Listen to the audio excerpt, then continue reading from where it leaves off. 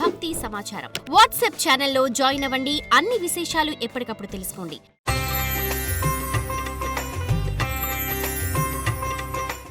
అందరికీ నమస్కారం. నేటి ప్రయాణంలో నిత్యము కూడా దీర్ఘకాలిక రోగాలు.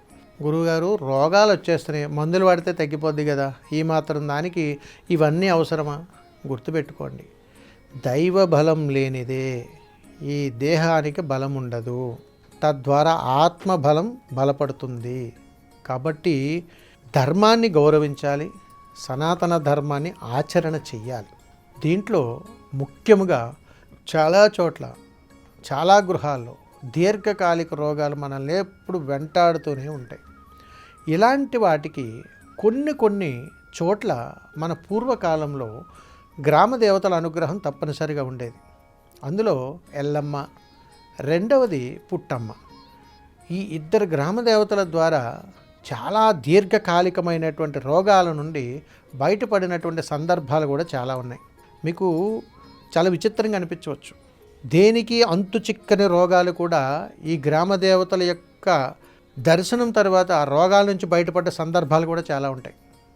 అందుకని గమనించండి, మీకు దగ్గరలో ఎక్కడైనా కానీ ఎల్లమ్మ దేవాలయం కానీ, అదేవిధంగా పుట్టమ్మ దేవాలయం కానీ ఉంటే వారిని దర్శించుకునే ప్రయత్నం చేయండి. అలా లేని పక్షంలో దీర్ఘకాలికంగా రోగాల బారిన పడుతున్నటువంటి సమస్యలు కానీ మనల్ని ఎప్పుడైనా కానీ తలెత్తుతున్నాయి అని అంటే, మీకు గృహము నుంచి ఇంటికి బయటకు వచ్చిన తర్వాత ఎక్కడైనా కానీ దూర ప్రాంతానికి వెళ్ళినప్పుడు అక్కడ మీకు పుట్టలు కనపడతాయి.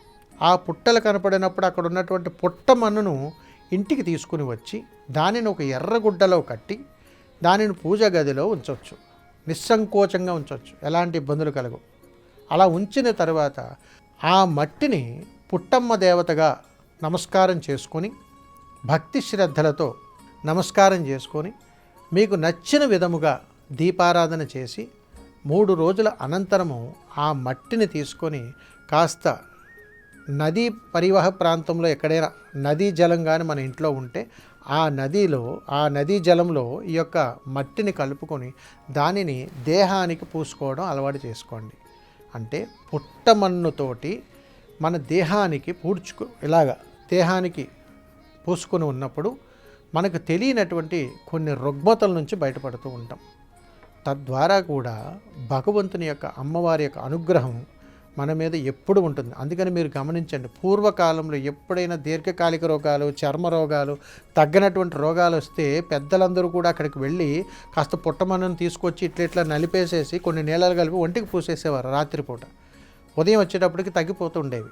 ఎందుకని అనంటే కొన్ని రకాలైనటువంటి విషవాయువులు కొన్ని ప్రాంతాలలో, కొన్ని ప్రదేశాలలో ఆ మృతికలో ఉంటాయి.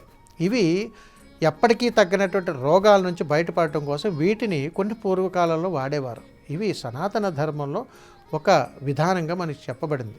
వీటిని ఈ విధంగా గృహంలో ఎవరికైనా కానీ అలాంటి సమస్యలు కానీ ఉంటే ఈ యొక్క చక్కటి పరిష్కారాన్ని చేసుకోవచ్చు. సర్వేజన సుఖినో భవంతు. శుభం. నమస్కారం.